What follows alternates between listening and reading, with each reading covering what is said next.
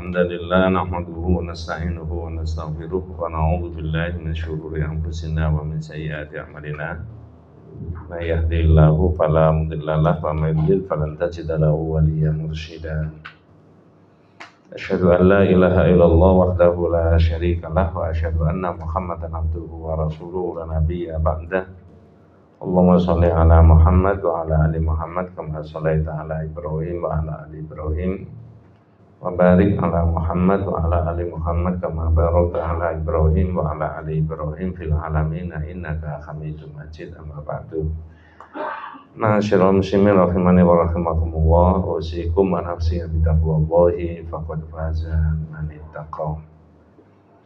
Ibu-ibu, bapak-bapak, para jamaah yang dirahmati Allah Subhanahu wa taala.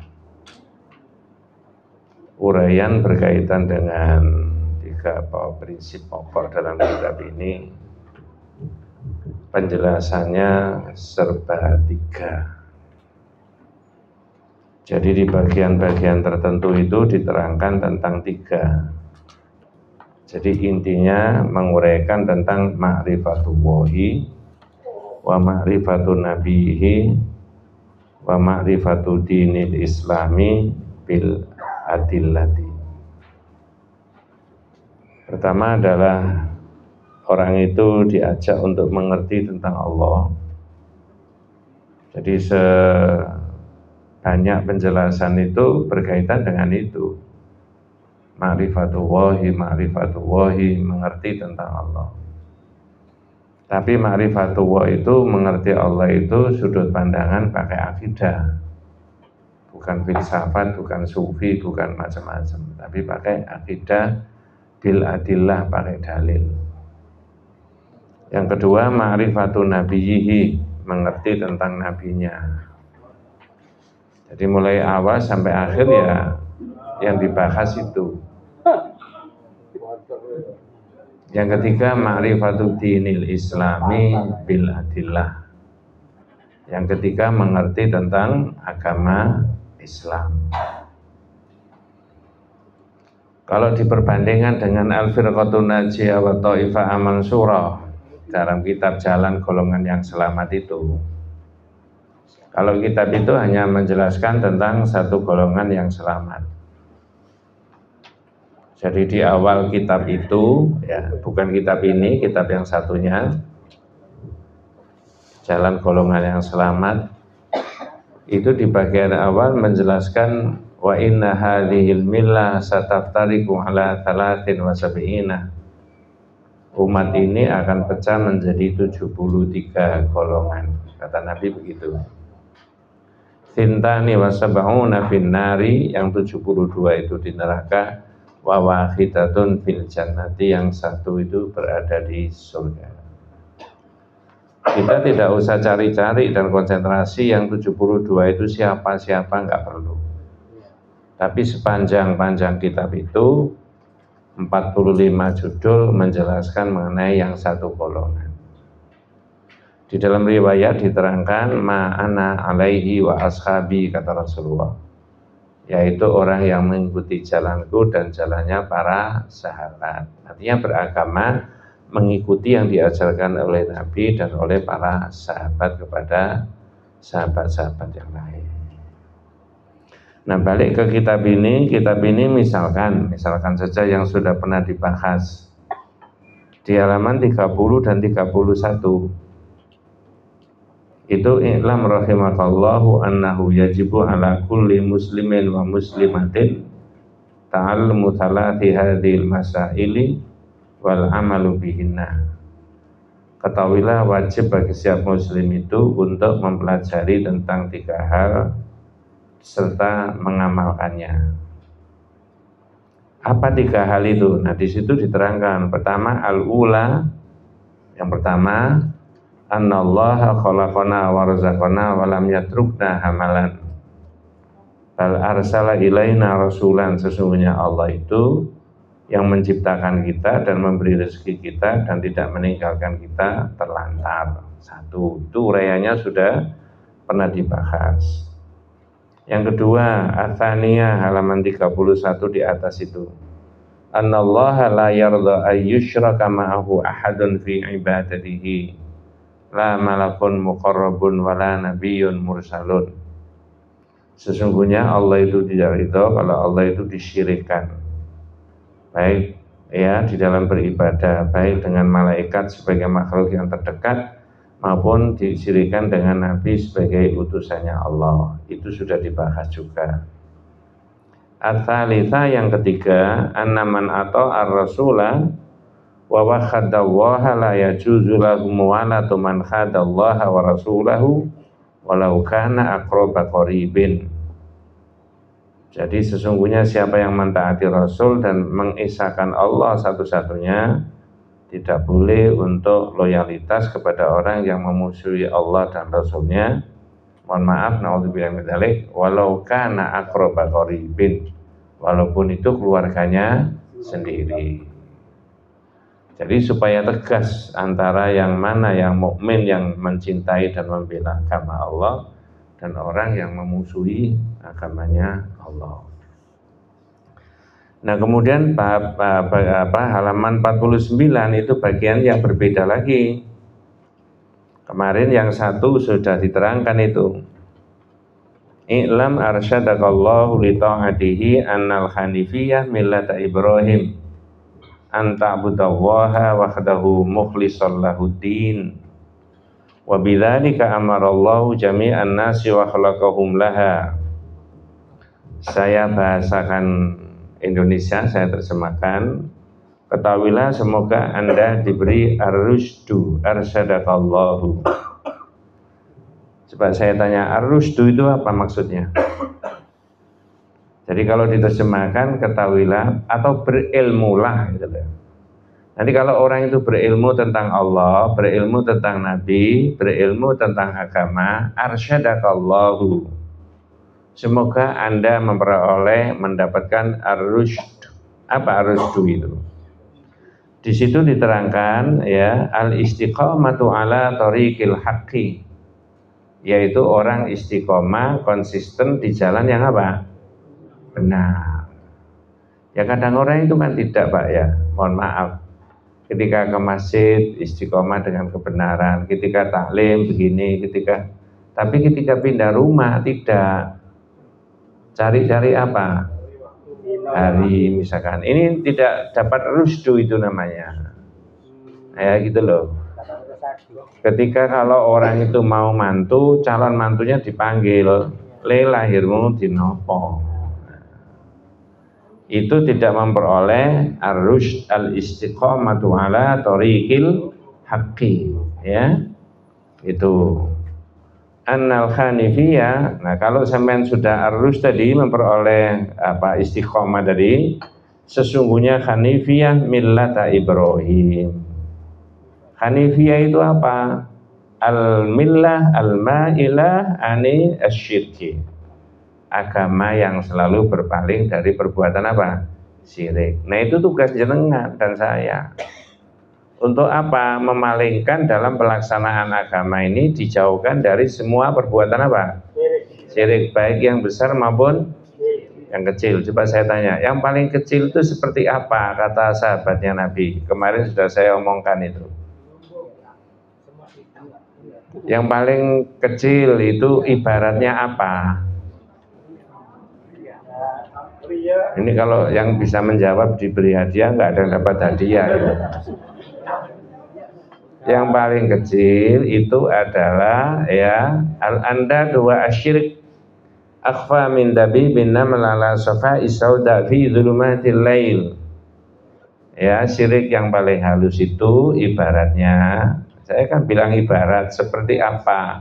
Semut hitam merayap di batu hitam di gelapnya malam. Ada penjelasannya di situ. Wa huwa antakul, yaitu Anda mengatakan apa? Wallahi wa khayyatika ya fulan. Orang bersumpah demi Allah, demi hidupku, demi hidupmu. Nah, itu hanifiyah. Al-ma'ila anisyirki anna Ibrahim millata Ibrahim. Agamanya Ibrahim. Nah, ini sudah dibahas, saya tunjukkan panjenengan sampai halaman 51. Kemarin kan begitu kan? Bacanya kitab ini memang begitu. Halaman 51 nomor berapa? Nomor yang ketujuh. Nomor 7 itu ada bahasa Arab kecil itu anta'budallaha. Jadi keterangannya di annal hanifiyyata millata Ibrahim, sesungguhnya agama yang berpaling dari syirik itu adalah agamanya Nabi Ibrahim. Apa? Berpaling dari syirik itu anta'budallaha mukhlishan lahuddin, ya. Nah, di situ diterangkan anta'budallaha wahdahu. Apa maknanya anta'budallah? Ya. Tapi itu diabaikan aja, itu bahasa Arab itu ya. Yaitu saya bacanya yaitu hendaknya engkau menyembah Allah semata.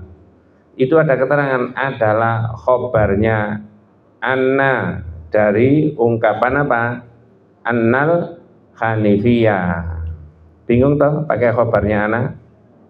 Ada mubtada, ada khobar, ada isim, ada fi'il itu loh. Wis nggak usah dibahas itu ya. Ibu-ibu, bapak-bapak itu menurut adik-adik yang mondok ilmu apa itu namanya? Nahwu. Kana itu nggak usah ngomong. Kana itu ada konco-konconya kana. Kana wa akhwatuha. Ada inna wa akhwatuha, anna wa akhwatuha. Banyak, itu bisa merubah harokat. Lah ini disangkutkan pakai bahasa anta'budallaha wahdahu, yaitu hendaknya engkau menyembah Allah semata, adalah khobar dari anna, ya, dari ungkapan apa? Annal hanifiyah. Yang bawah saja. Ibadah itu di situ diterangkan anta'budallaha, ya. Al-ibadah bimafhumiha al-am, ya. Ibadah dalam maknanya yang umum, itu jenengan garis bawahi supaya gampang membacanya. Apa? At-tadzallulu lillahi mahabbatan wa ta'ziman bi fi'li awamir wastina binawahi ala wajhil ladzi ja'at bihi syara'i'uhu. Yang digaris bawahi ibadah adalah maknanya yang umum adalah merendahkan, itu loh. Tadzallul bahasa Arabnya. Apa tadi Pak? Tadzallul. Merendahkan diri. Dari karakter orang ibadah kepada Allah itu merendahkan diri. Kemudian di samping merendahkan diri kepada Allah dengan penuh kecintaan dan apa? Pengagungan, ta'zim. Jadi kalau orang sholat dianggap sebagai ibadah, di dalam sholat itu ada tadzallul wa ta'zim. Apa tadi Bu? Tadzallul tadi apa? Ta'zim tadi apa? Mengagungkan. Itu sudah jadi satu. Oh saya sholat ya, takbir, rukuk, sujud dan sebagainya. Itu ada aspek-aspek tadzallul. Maknanya apa? Ada nggak sak masjid itu misalkan orang biasa-biasa kayak jenengan kayak saya? Ada toh? Masjid yang isinya 2000 orang sholat bareng-bareng. Ada yang orang yang apa namanya tidak punya jabatan ikut sholat? Ada. Kok angel ya? Ada orang yang punya jabatan bisa menentukan segala-galanya? Ada toh? Ada. Itu kalau sholat bareng ya. Mereka itu tadzallul semuanya. Ya Allah, saya ini walaupun punya jabatan bisa menentukan ABCD-nya, tapi saya tetap merendahkan diri kepadamu. Kalau engkau ambil sewaktu-waktu ya bisa. Nah, begitu loh namanya tadzallul di situ. Ya. Orang sekolah ya. S1, S2, S3 sampai guru besar atau guru kecil ya sama saja. Profesor, itu begitu sama. Yang diwisuda ya jelas dikeluarkan ijazahnya asli maupun yang tidak asli sama. Orangnya kelihatannya sama. Iya, loh ini enggak nyinggung gitu ya, tapi temenan. Ada tadzallul. Nah, jenengan bisa bayangkan kalau ibadah itu, ini saya beri contoh sholat tadi, ada dua karakter. Tadzallul dan ta'zim. Tadzallul itu merendahkan, ta'zim itu mengagungkan. inilah keluar dari sholat tadi, dari masjid tadi, bisa tanha anil faksya'i wal munkar. Sikapnya berubah setelah sholat. Masya Allah, ternyata orang sama saja saya itu tidak ada apa-apanya, merendah-rendahkan diri sama Allah. Kelihatannya saja saya itu dilantik sebagai guru besar di ilmu yang berbeda-beda. Saya punya gelar 3 guru besar misalkan, ya. Nah, yang satu pakai apa teknologi kayu, yang satu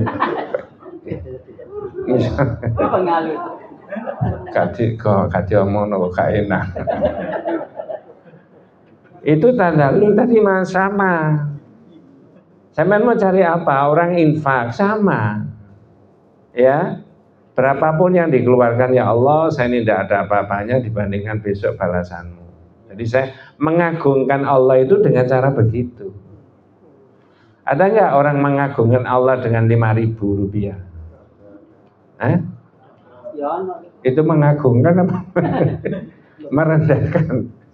Ya tergantung situasi masing-masing kan.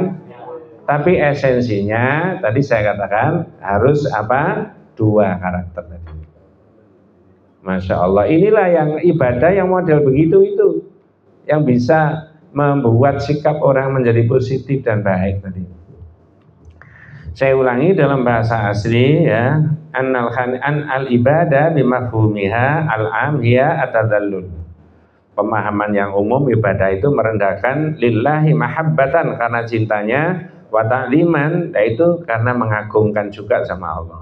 Caranya bifi'li awamirihi wajlina binawahi, mengamalkan yang diperintah dan menjauhi yang dilarang ala wajhil ladzi ja'at bihi syara'i'uhu, ya menurut yang disyariatkan. Ini yang disyariatkan boleh, ini yang disyariatkan tidak boleh, begitu. Jadi namanya anta'budallah. Saya ulangi, memang kitab ini harus agak beda dengan yang kemarin ya. Saya ulangi, annal hanifiyah millata Ibrahim. Sesungguhnya Hanifiyah, apa tadi Bu? Hanifiyah tadi? Saya belum mingkem ya. Hanifiyah itu al-millah al-ma'ila anisyirki, agama yang harus apa namanya? Dipalingkan dari perbuatan apa? Syirik. Hanifiyah al-millah al-ma'ila anisyirki. Al-mabniu alal ikhlas, didasarkan pada ikhlas. Anta'budallaha, Anda beribadah kepada Allah. Lalu saya sebutkan karakternya ibadah tadi 2. Apa dan apa tadi mas?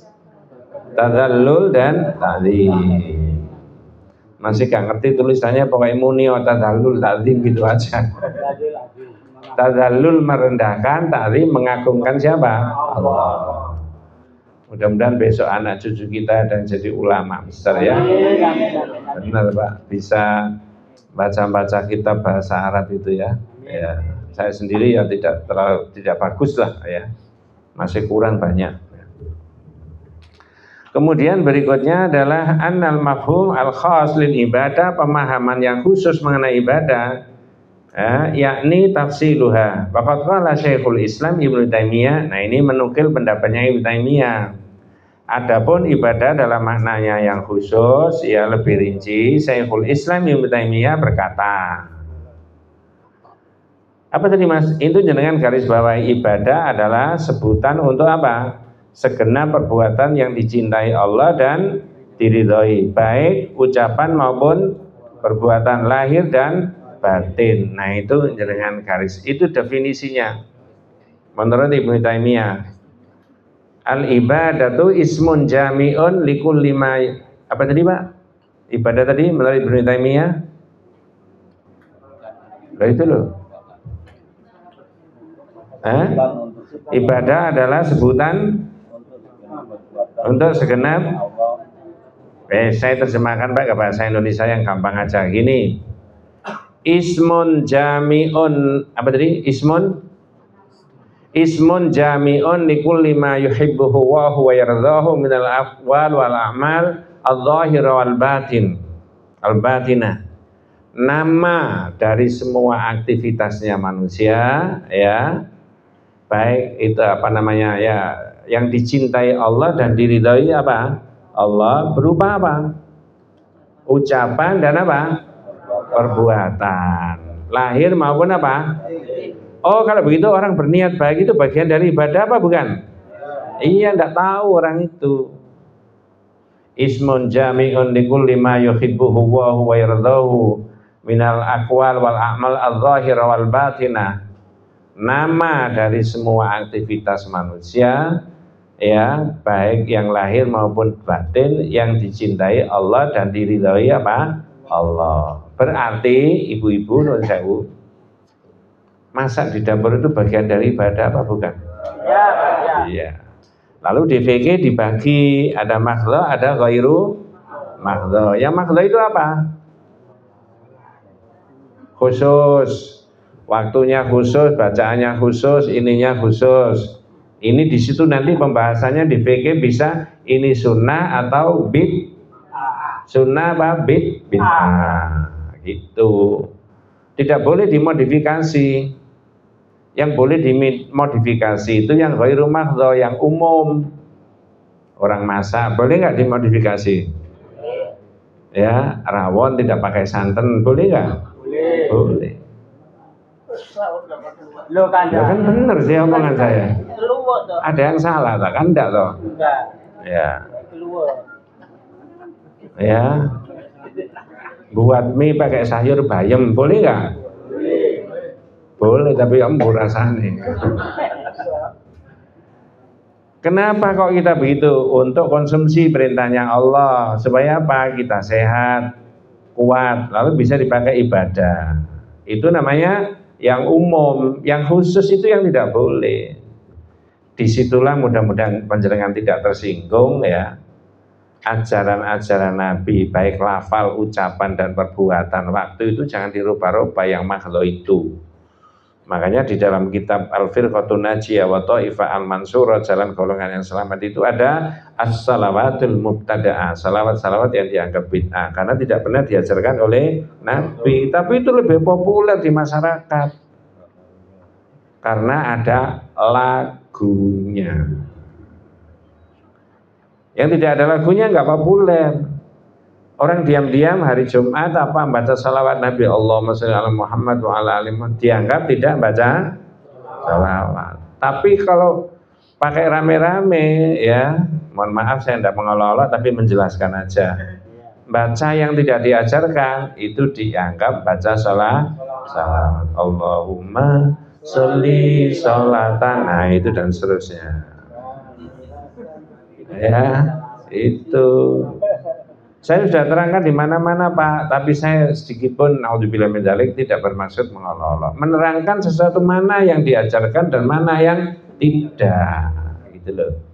Itu saja. Jadi kata Ibnu Taimiyah seperti apa?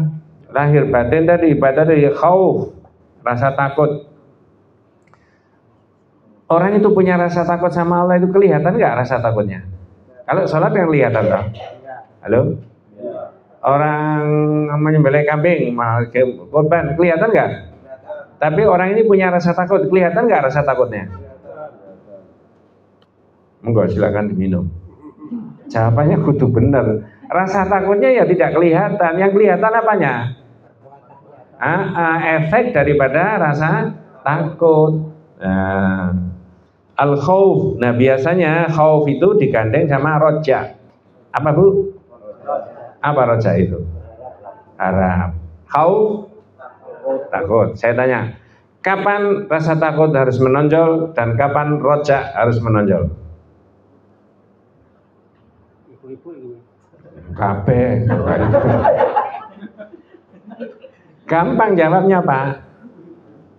Rasa takut itu harus menonjol. Khauf tadi ketika masih muda, produktif, gagah, sehat, bisa kemana-mana.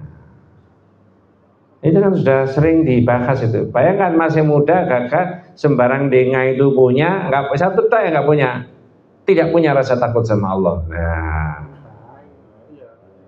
ya ada nggak kira-kira Pak? Tapi orang itu kan tidak muda terus. Nanti ada 50, 51, 52, ada usia 66, 162, ada usia 70. dan seterusnya, lama-lama bukan semakin kuat tapi semakin lag. Jangan lag. Itu sudah Pak, sudah nggak usah dipikir aneh-aneh. Harapan kita Allah sudah, tidak ada lain-lain. Itu loh. Saya diganjar sama awal 7 hari Om Nama itu. Saya terangkan sama istri saya Bu Tuti, sama siapapun yang datang. Orang sakit itu cuma satu di antara dua. Kalau tidak sehat, ya wafat. Bener Pak? Ya. Nggak ada pilihan lain.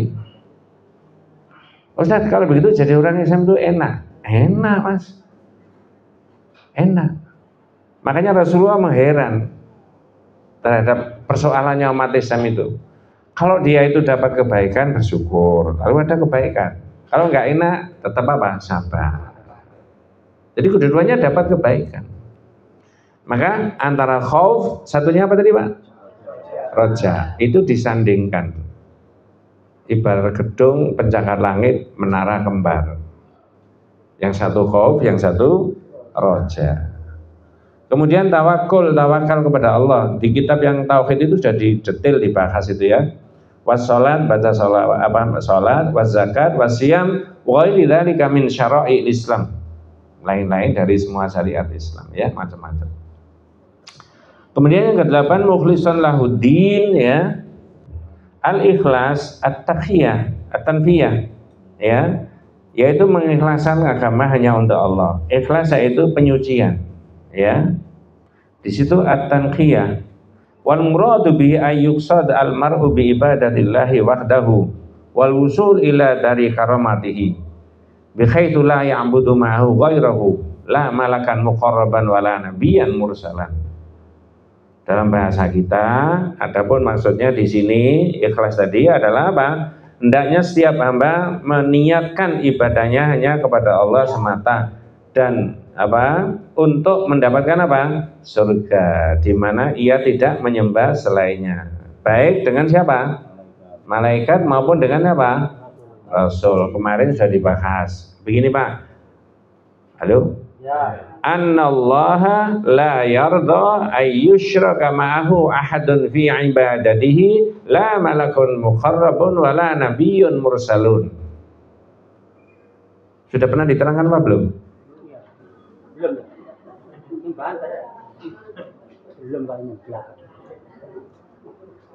Wong halamannya itu sebelum halaman 50 kok. Ya berarti apa?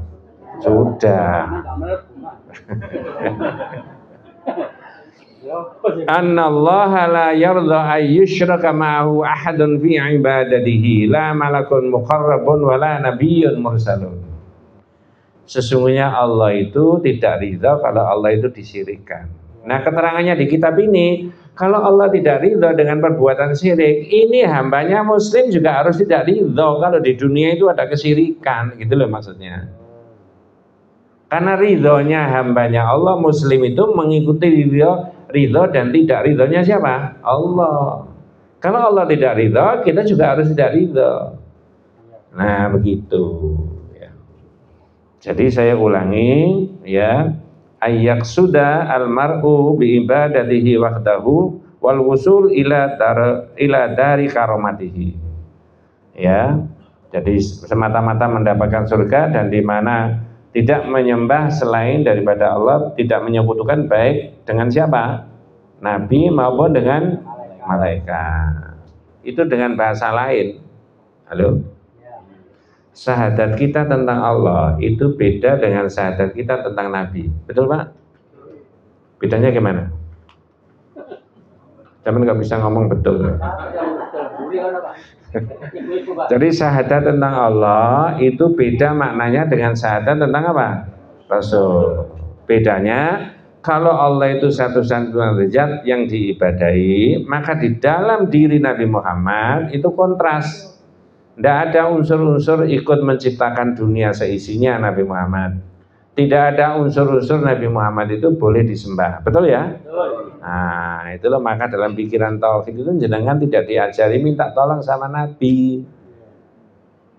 Ya, banyak qasidah-qasidah itu. Saya ini masih mencari qasidah-qasidah yang unik-unik gitu ya. Ya, yang itu isinya adalah minta tolong sama yang sering saya terangkan dan saya hafali itu kan, saya hafal itu. Ya Imam ar-Rusul ya sanadi anta babullahi wa mu'tamadi fa bidunya ya wa akhirati ya Rasulullah khul biyadi. Mantap gak Pak? Mantap. Loh, jangan mantapnya toh, isinya apa?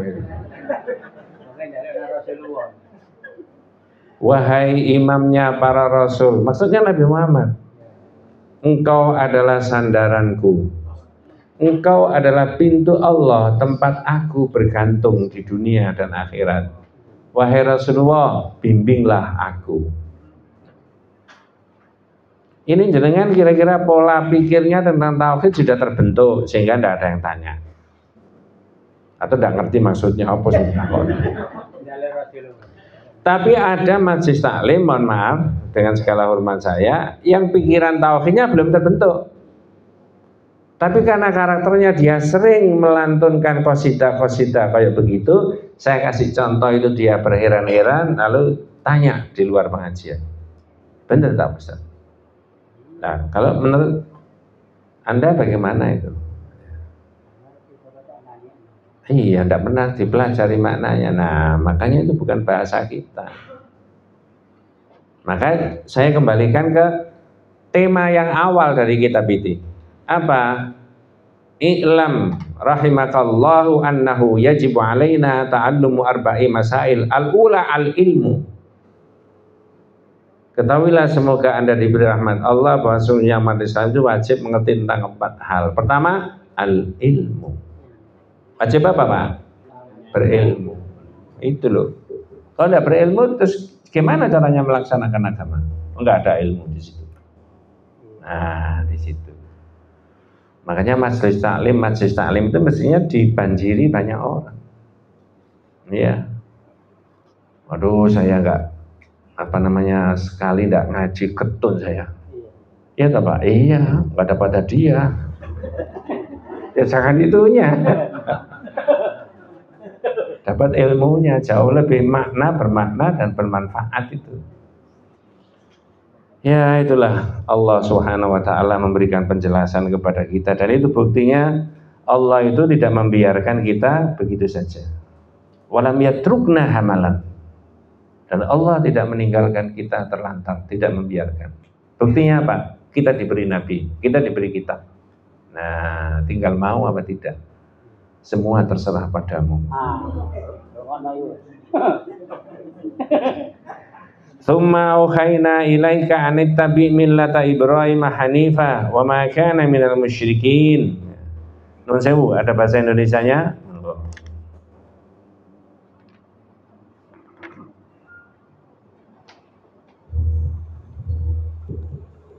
Kemudian kami wahyukan kepada Muhammad, ikutilah agama Ibrahim, seorang yang hanif. Nah itu hanifiyah itu di situ Pak. Hanifan, anittabi millata Ibrahim hanifan. Ibrahim itu al-ma'ila anisyirki. Ya, secara pribadi Nabi Ibrahim itu selalu berpaling dari kesyirikan. Dan jenengan juga begitu.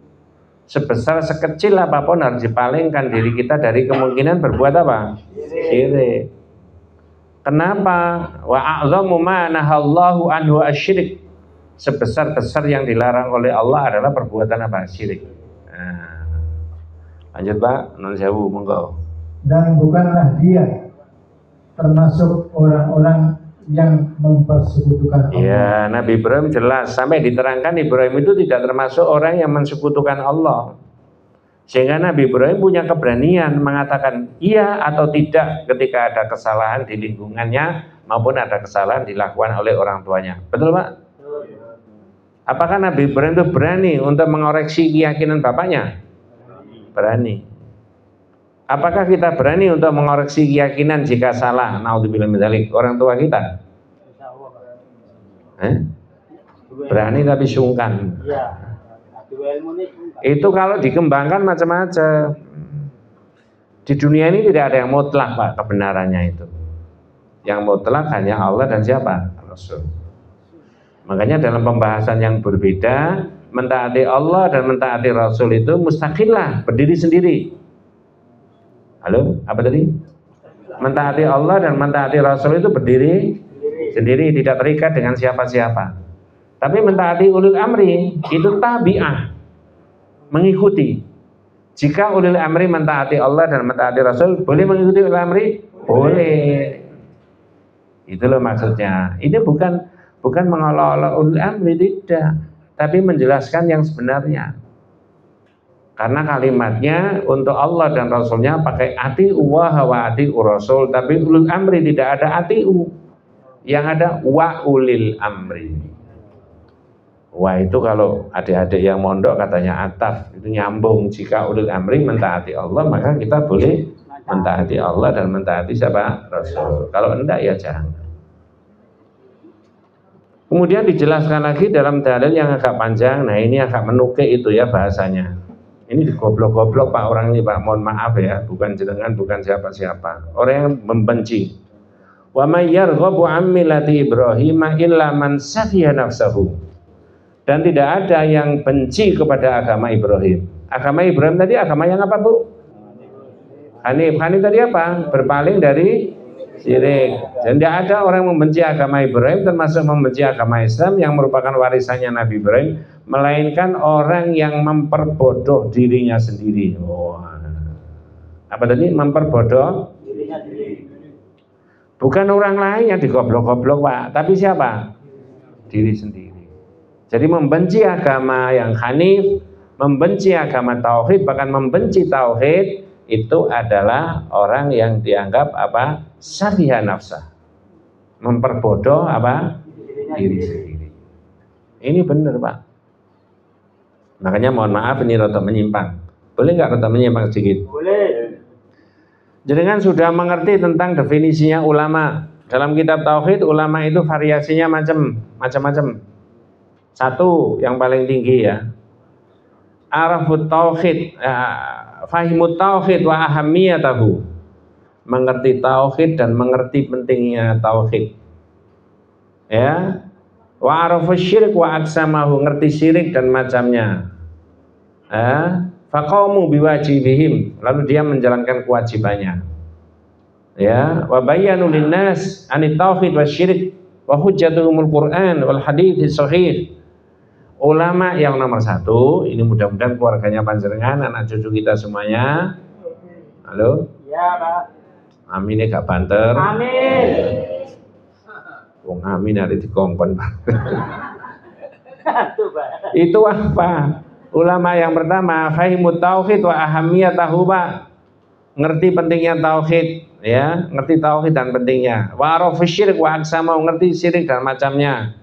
Kalau ulama ngerti tauhid dan pentingnya tauhid, ngerti syirik dan macamnya, faqamu biwajibihim, lalu dia menjalankan kewajibannya. Apa kewajibannya ulama, Pak? Menyampaikannya. Iya, ngajar. Fabayyanu linnas, menjelaskan kepada manusia. Anit tauhid wa syirik, tentang tauhid dan syirik. Wa hujjatuhumul Qur'an, dalilnya mereka pakai Quran wa hadits sahih. Ini ulama yang nomor satu. Nomor berapa Pak? Satu. Apa dilanjut nomor dua? Ya. Ahmilu dakwah ila tauhid alladzi huwa asasul Islam, mengabaikan tauhid. Jadi sepanjang hidupnya itu nggak pernah ngomong tauhid belas. Padahal tauhid itu asasul Islam, dasar daripada agama apa? Islam. Akidah itu yang utama. Farahu yad'una an-nas ila hukum as-salat wal jihad ghaira ayyusakhihu aqaidal muslimin. Ya, yang diterangkan sepanjang hidupnya, salat, ya puasa, ya haji, zakat, ya, tanpa meluruskan akidahnya umat. Nah, begitu. Ya, kata Syekh Jamil Zainu, ka'annahum lam yasma'u qala Allah Ta'ala. Orang demikian itu seperti belum mendengar dawuhnya Allah. Dawuh yang mana? Ya, la in asyraku la habita anhum ma kanu ya'malun. Kalau orang itu syirik maka rusak semua amal ibadahnya. Berarti kalau begitu yang diterangkan dulu apanya? Tauhidnya. Nah, begitu. Nah, ulama yang ketiga itu adalah orang yang tidak memerangi syirik, ya. Kenapa? Khaufan min muhajamatin nas au khaufan ala wadhaifihim. Dia tidak memerangi syirik, ya. Kenapa? Karena takut terhadap masa depannya, takut terhadap pekerjaannya, takut dicaci maki banyak orang. Lalu dibiarkan aja. Lah kalau itu kesini kan tak ure-ure, nanti tak terang ini. Ya apa aku dibenci nanti. Nah, itu diberi judul Mauqiful Ulama Minat Tauhid. Pandangan ulama tentang tauhid. Ada variasi. Tidak saya terangkan semuanya karena banyak. Mengapa kalau saya simpangkan ke situ? Nah, tadi saya tanya. Nabi Ibrahim itu berani mereaksi, mengoreksi keyakinan orang tuanya enggak? Berani. Bisa ngoreksi keyakinan masyarakatnya? Iya. Wa idh qala Ibrahimu li abihi wa qaumihi innani bara'um mimma ta'budun. Ya. Ingatlah ketika Ibrahim berkata kepada bapaknya dan umatnya, sesungguhnya aku itu berlepas diri dari apa yang kamu sembah. Nah, kalau berlepas diri dari semua yang disembah, illalladzi fatarani, kecuali zat Allah yang menciptakan apa? Aku. Sebelum dilanjut Pak, saya tanya jenengan. Nggak tahu nanti. Tapi saya nggak kasih hadiah yang bisa menjawab. Ya, gini maksud saya. Apa doanya Nabi Ibrahim yang beliau panjatkan siang dan malam kepada Allah? Enggak ada. Itu salah satunya. Tapi yang kaitannya dengan tauhid bukan itu.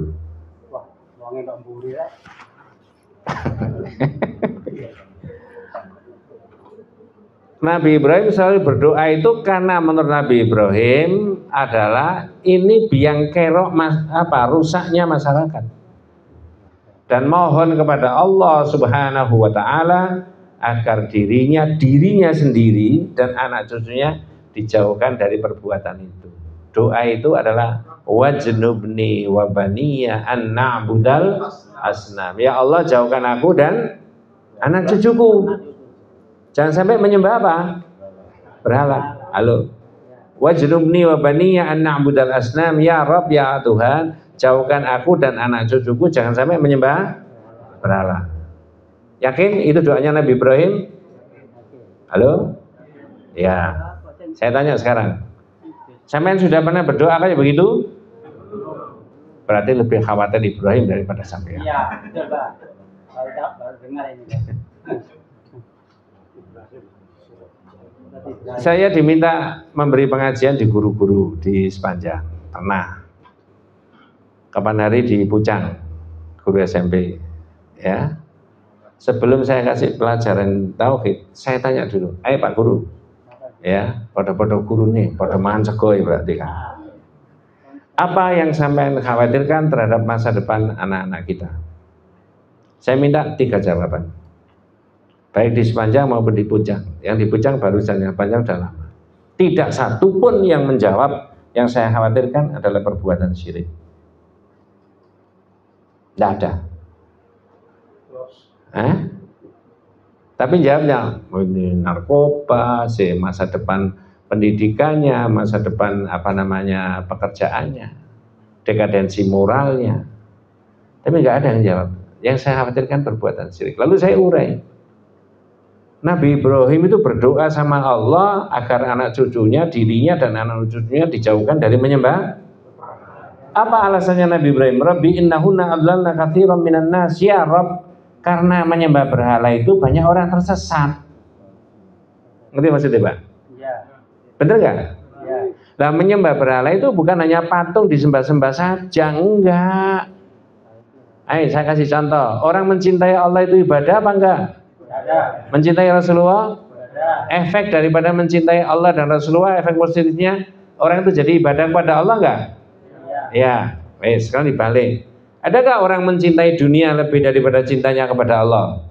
Ya. Ada. Mengabaikan syariatnya Allah kan? Ya. Mestinya nggak boleh lalu diambil saja karena bukan haknya, nggak boleh sama Allah. Tapi diambil saja.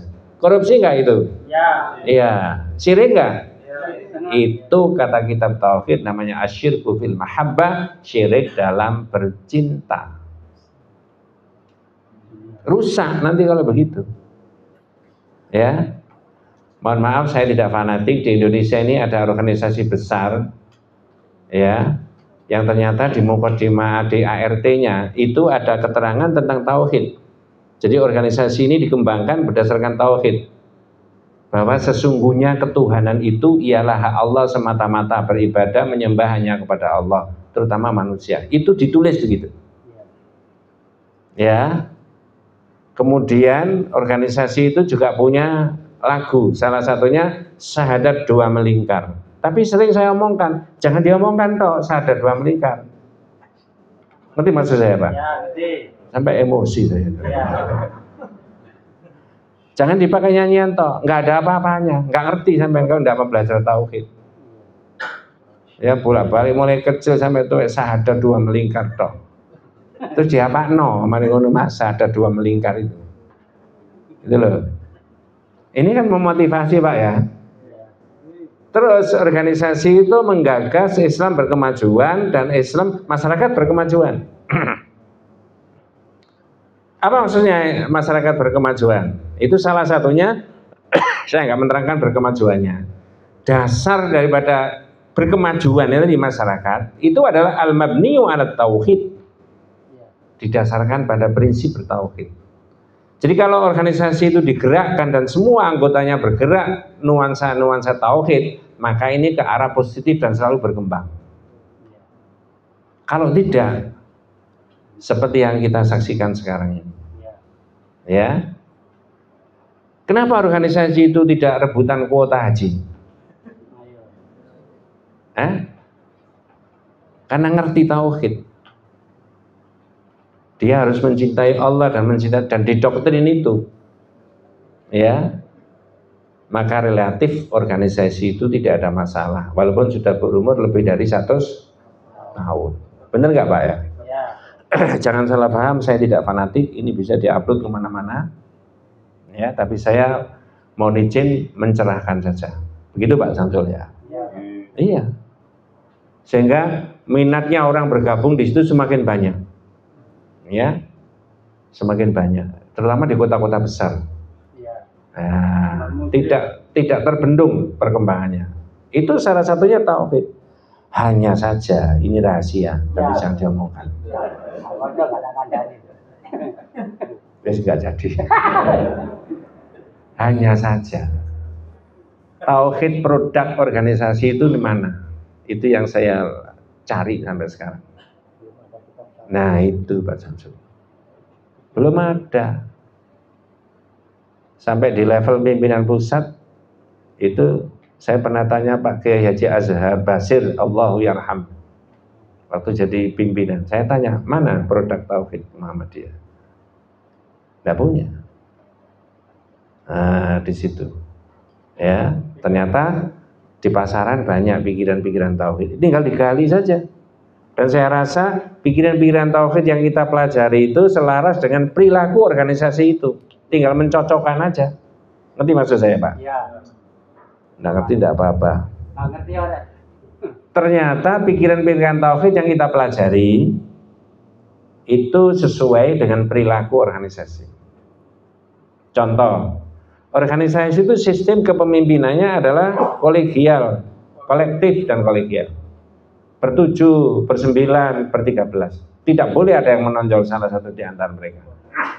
Dan itu boleh ditegur kalau ada yang salah. Itu prinsip bertauhid salah satunya.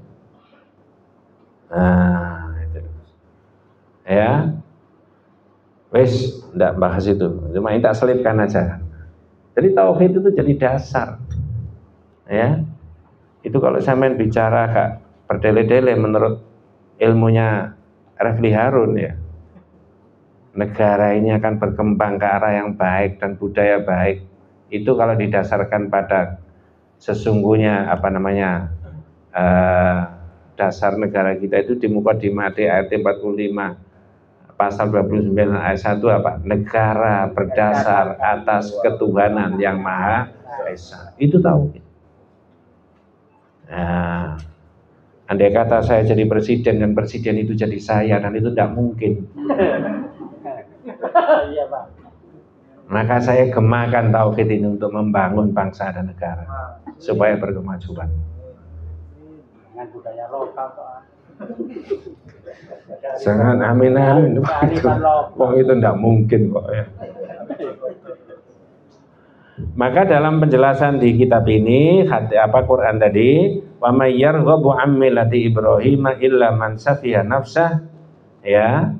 Dan tidak ada yang benci kepada agama Nabi Ibrahim melainkan orang yang memperbodoh dirinya sendiri. Walaqad istafainahu fid dunya wa innahu fil akhirati laminas sholihin, ya. Dan sungguh Allah, kami telah memilihnya Nabi Ibrahim tadi di dunia, dan sesungguhnya dia di akhirat termasuk orang-orang yang apa? Saleh.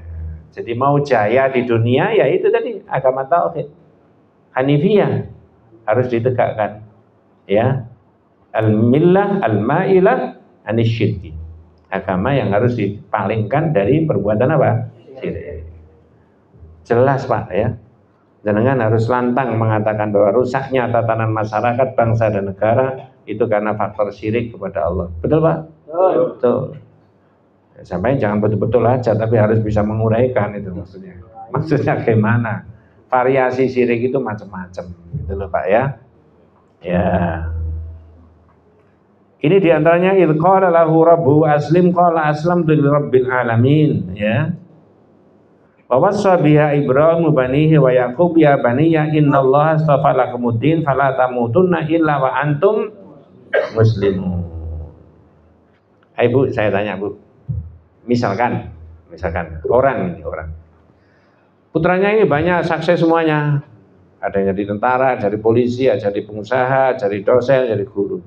Tapi bapak ibunya sudah sepuh di rumah berdua. Ya. Nasibnya orang tua biasanya begitu. Ya. Tapi tiba-tiba bapak ibunya sakit-sakitan terus. Waduh, anak saya jauh semuanya. Ya. Panggil semuanya, suruh pulang hari ini, jam ini, pulang semuanya. Andai kata itu kita yang sakit tadi, mudah-mudahan kita diberi sehat. Amin, amin. Apa yang kita katakan kepada anak-anak kita yang kita panggil yang sukses dunia gitu? Jangan menyerahkan Allah. Jangan. Jangan. Sudut pandangannya tauhid, wong ini pelajaran tauhid kok. Iya, syirik enggak tahu. Jangan syirik. Ya. Kalau kemudian anak-anaknya diberitahu, tinggalannya bapak sawai senduk kono iku bapak anak apa kakakmu ya, tambah yang di sana itu adikmu. Itu bukan tauhid. Apa? Itu kan warisan duniawi. Dan itu boleh.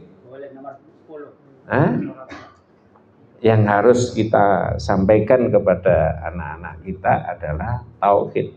Apa? Kalau nanti bapak nggak ada, ibu ini nggak ada, kamu masih bertauhid menyembah Allah satu-satunya. Ngerti maksudnya? Itu mengadopsi dari pikirannya siapa? Ibrahim. Jangan Ibrahim terus saya Pak. Luqman ya. Kalau Rahman itu kan anaknya dipanggil masih kecil itu. Lah itu syirik bilang syirik. Yakub. Iya toh? Ya jawaban itu yang saya tunggu. Oh. Am kuntum syuhada idh hadara Yaqub al maut idh qala li banihi. Benar enggak Bu? Ma ta'buduna min ba'di. Apa kamu tidak menyaksikan ketika Yakub itu bilang wafat, anak-anaknya datang semuanya, lalu dia mengatakan kepada anaknya, apa yang kamu sembah nanti setelah bapak nggak ada? Apa jawabannya mereka? Qalu na'budu ilahaka wa ilaha abaika. Siapa? Ibrahim wa Ismail wa Ishaq ilaha wahid. Ilah yang apa? Satu. Wa nahnu lahu muslimun. Ya, nggak usah khawatir. Nanti kalau yang nggak ada, kami tetap istiqomah menyembah Allah satu-satunya. Karena itu sumber kebahagiaan dan kebaikan dunia. Bapaknya tersenyum wafat, ya. Ibunya juga tersenyum wafat. Aduh, masya Allah. Nikmat nggak Pak kira-kira? Iya. Itu kan di situ mestinya kita itu. Inilah tauhid. Ya. Nah, begitu. Sekarang kita lanjutkan Pak ya. 9. Wabidzalika itu dalam bahasa kita oleh karena itu ya. Al-Hanifiyah, maksudnya Hanifiyah itu tadi ya. Hiya ibadatu wa mukhlishan lahuddin amarallahu jami'an nasi wa khalaqahum laha. Jadi wabidzalika yakni dengan Hanifiyah ibadah yang harus dipalingkan dari syirik itu tadi, agama yang dipalingkan dari syirik, beribadah kepada Allah dengan memurnikan ketaatan kepadanya dalam menjalankan agama. Ini merupakan apa? Perintah Allah kepada segenap manusia. Serta tujuan itulah Allah menciptakan apa? Mereka. Ya, jenengan ambil yang itu tadi, yang dalil yang supaya hafal semuanya. Wa ma khalaqtul jinna wal insa illa, apa bahasa Indonesianya? Aku tidak menciptakan. Nah, sekarang saya tanya. Halo? Ya, Pak. Ini semuanya harus bisa jawab. Kalau tidak bisa nanti diterangkan dan tidak boleh lupa. Apa bedanya orang menyembah Allah dengan mengisahkan Allah? Beda apa tidak?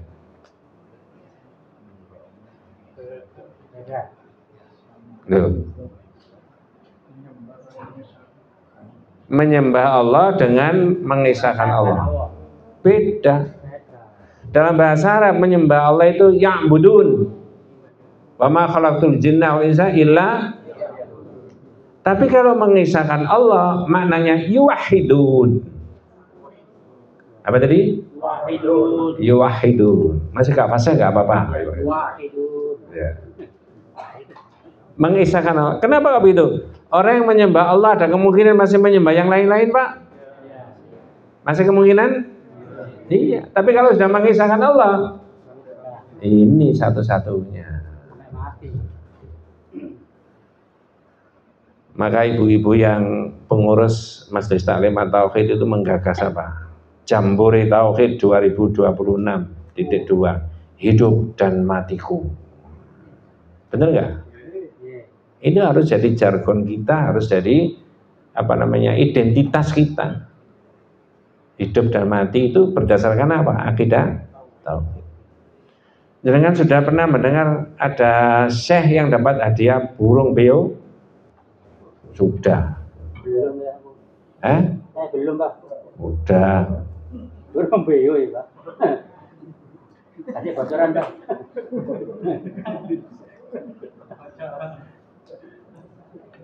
Ada Syekh Alim, ini 2 menit aja. Syekh Alim dapat hadiah burung beo dari muridnya, santrinya. Syekh, burung beo bisa. Oh ya, makasih ya. Taruh sebelah masjid itu, nanti kita buatkan sangkar besar. Karena syekhnya itu setiap hari mengajarkan tauhid, la ilaha illallah, maknanya kata terus diterangkan.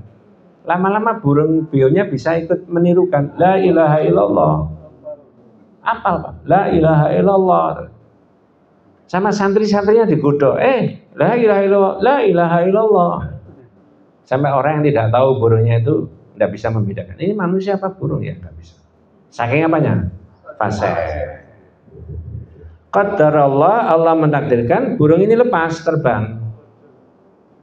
Diterekam, kucing mati. Nangis dak karu-karuan sih. Masya Allah. Astagfirullah ya. Jenenge Syekh. Ya, Syekh kan begitu bahasanya ya. Ya, masih Syekh Surabaya ya ngono. Enggak tahu kalau saya puji. Nangis, Bu. Sampai pada pelajaran tauhid berikutnya masih nangis. Ditanya sama muridnya, "Syekh, kok menangis?" "Saya Mas, ada burung bagus bisa bunyi la ilaha illallah, la ilaha." Berbulan-bulan itu saya pelihara. Tiba-tiba lepas diterkam kucing mati. Saya, "Oh, Syekh, enggak usah khawatir. Saya punya lebih bagus dari itu. Nanti kasih hadiah buat Syekh." "Loh, Mas, bukan itu. Saya menangis kepada Allah Subhanahu wa taala. Burung saya ini bisa bunyi tiap hari la ilaha illallah. Ternyata mati enggak bunyi la ilaha illallah. Jangan-jangan saya seperti itu nanti." Itu yang saya tangisi tiap hari. Ya Allah. Saya ini gimana nanti kalau akhir hayat saya itu tidak mengucapkan? Coba. Saya tidak ngerti ini ceritanya siapa, dari mana, kita apa dan sebagainya. Tapi bisa nggak diterangkan sebagai pelajaran buat kita? Ternyata la ilaha illallah jangan dihafalkan saja. Disuruh memberi arti kok dilafalkan. Fa'lam annahu la ilaha illallah. Surat Muhammad. Itu bukan ketahuilah begitu saja, tapi uraikan pakai ilmu. Makna la ilaha itu apa saja itu. Nah, salah satunya yang kita pelajari di sini. Begitu. Jadi yang ke-10 tadi Bu, makna ya'budun ay yuwahidun. Agar mereka beribadah kepadaku adalah agar mereka mentauhidkan aku. Berarti antara orang beribadah kepada Allah dan mengisahkan Allah beda enggak? Beda. Yang kita tuju apa? Hanya sekedar beribadah kepada Allah apa mengisahkan Allah? Nah, kapan hari sudah saya sebutkan dalam kitab Aqidatut Tauhid, Fauzan Al-Fauzan itu menerangkan manusia itu ada 4 kategori. Halo, ada berapa? 4. Usah ditulis, sudah berkali-kali. Saya urut nomor 4 yang paling enggak bagus kata Fauzan Al-Fauzan. Man aba ayya'budallaha fahuwa mustakbirun. Orang yang abai, tidak menyembah, tidak beribadah kepada Allah, namanya orang itu apa? Sombong. Orang kok enggak minta, enggak berdoa sama Allah, enggak istighfar itu loh. Seolah-olah dia bisa sendiri. Nomor berapa tadi? 4. Naik lagi nomor berapa? 3. Man abadallaha wa abada ma'ahu ghairahu fahuwa musyrik. Kata Fauzan Al-Fauzan. Orang yang menyembah Allah, bukan mentauhidkan Allah ya, menyembah Allah, iya, menyembah selain dari Allah, iya, namanya musyrik. Halo? Apa tadi Bu? Apa tadi definisinya? Menyembah Allah iya, menyembah selain Allah juga ya, namanya musyrik. Naik lagi, apa? Nomor berapa? 2. Man abadallaha wahdahu bighairi ma syara'a fahuwa mubtadi'un. Ya. Apa tadi?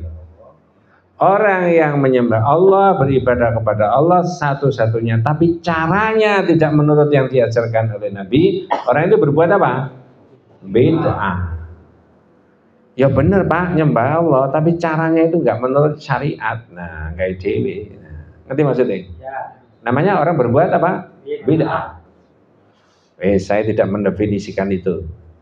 Man abadallaha wahdahu bighairi ma syara'a fahuwa mubtadi'un. Ayo Bu, Pak, jangan pilih yang mana? 1.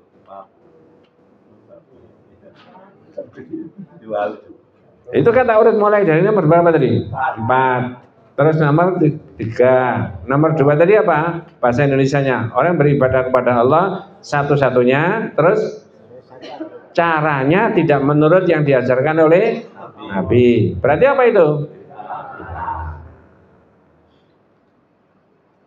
Apa pilih yang itu di 2? Tapi lumayan 2 itu.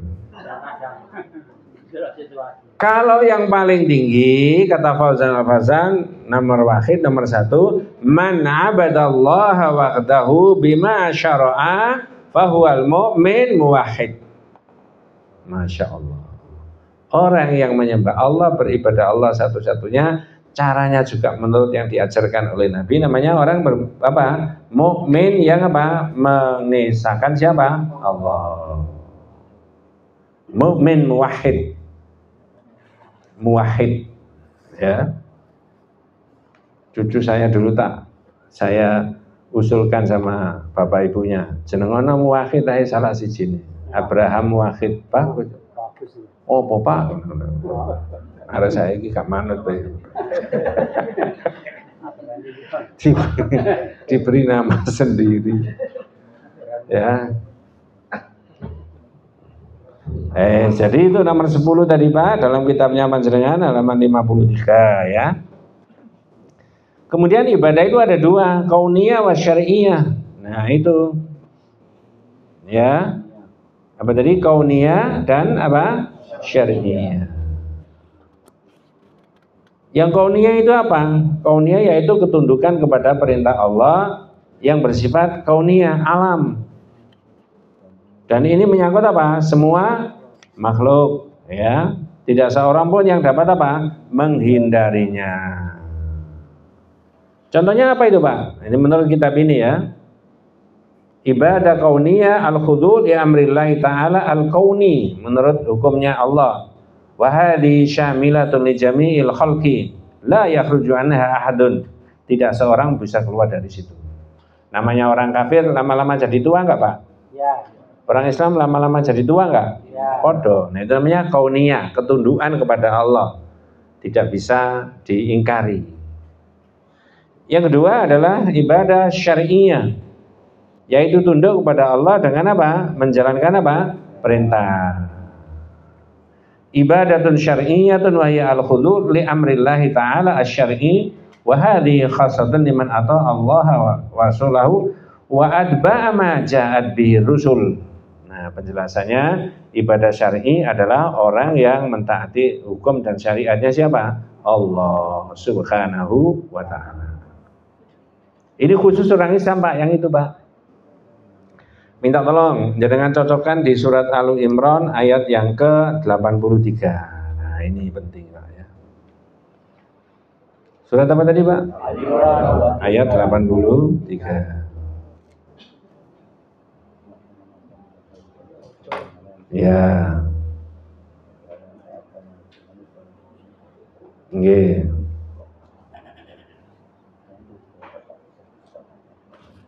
Afa ghaira dinillahi yabghun wa lahu aslama man fis samawati wal ardi tau'aw wa karha wa ilaihi yurja'un. Betul, Pak, ya? Oke, monggo jenengan bisa terangkan semuanya. Maka mengapa mereka mencari agama yang lain selain agama Allah? Padahal apa yang di langit dan di bumi berserah diri kepadanya. Terus? Baik dengan suka maupun terpaksa. Wes, saya tanya sekarang. Halo? Apa yang ada di langit maupun yang ada di bumi itu berserah diri kepada Allah, baik tadi loh. Suka maupun terpaksa. Sekarang saya tanya. Jenengan ini berserah diri kepada Allah karena suka, apa karena terpaksa, apa karena kedua-duanya?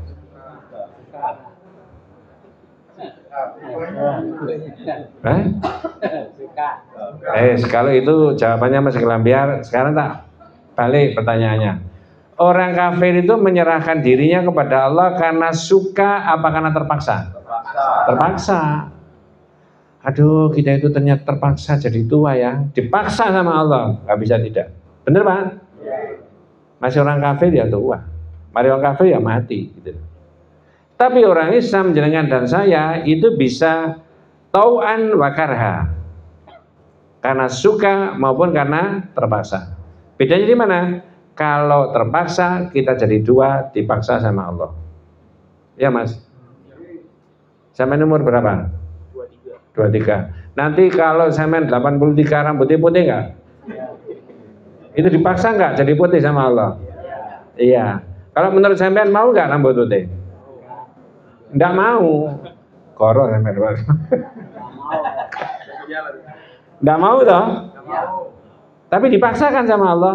Itu namanya aslama lillahi karha, menyerahkan diri kepada Allah karena terpaksa. Tapi mengikuti syariat, Mas, sholat, puasa dan sebagainya itu menyerahkan diri kepada karena suka. Bisa membedakan? Bisa. Gampang. Masya Allah ya, orang Islam itu nikmatnya di situ, Pak. Jadi jenengan bapak-bapak yang sudah sepuh ya, atau nanti kalau lama-lama jadi tua, sekali tempo ngomong sama ibunya anak-anak, lah ya Bu, ternyata awak dewe wis tua. Jawabannya ibu gimana?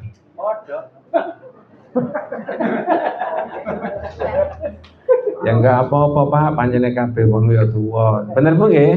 Nah, itu. Baik, disyukuri aja, meningkatkan ibadah. Ya.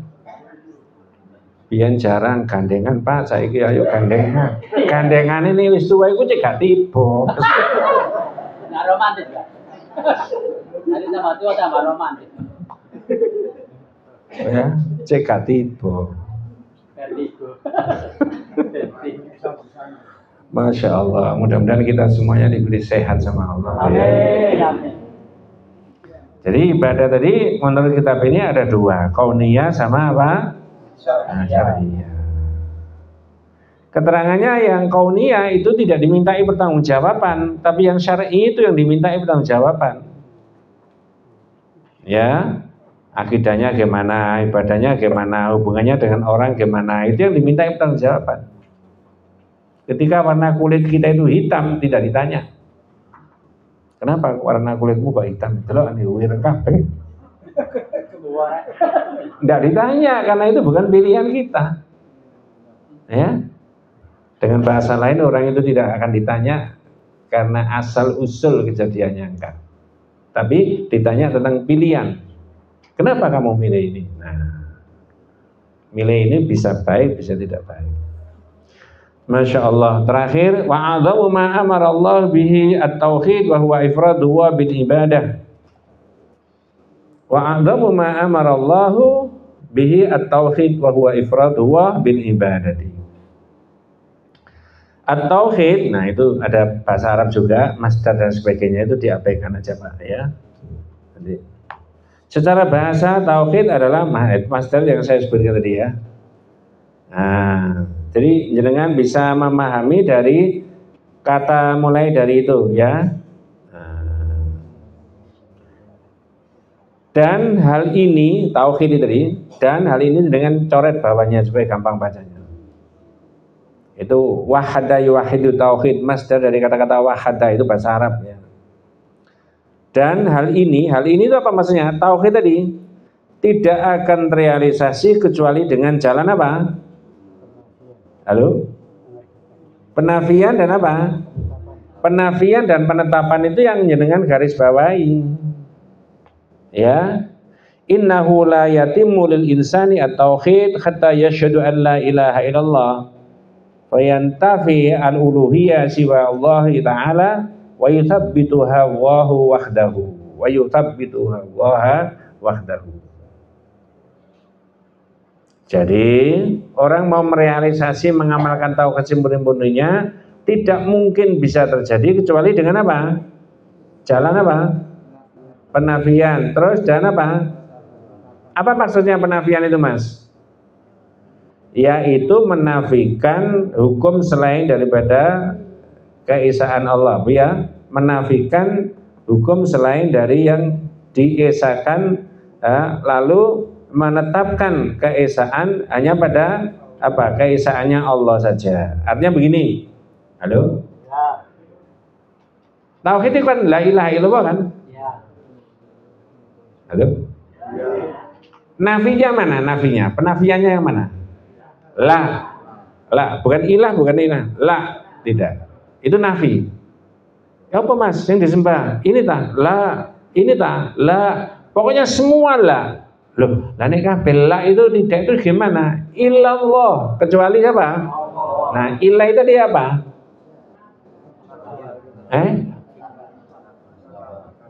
Penafian yang pertama, halo, iki saya terangkan paling alur loh wisan.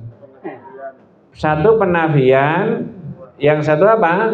Penetapan. Yang dinafikan, yang dikatakan tidak semuanya, lalu yang ditetapkan siapa? Itu bahasa Arabnya nafi dan itsbat. Syaratnya di tauhid itu nafi dan itsbat. Makanya dulu saya terangkan Abu Jahal itu karena ngerti maknanya la ilaha illallah, maka dia tidak mau muni. Muni la ilaha illallah itu tidak mau. Karena ada risiko. Loh, aku nih muni la ilaha kan tidak oleh ini, tidak oleh ini. Iya. Nah, itu.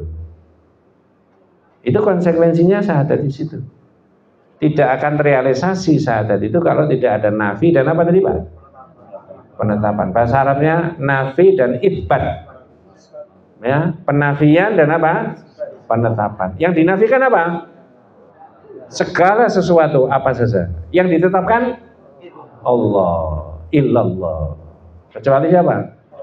Makanya adik-adik, la ilaha illallah itu jangan diterjemahkan apa?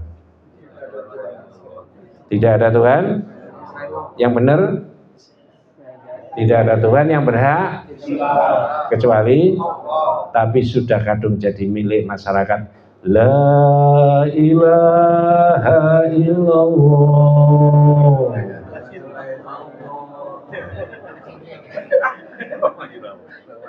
Salah, wis kadung salah.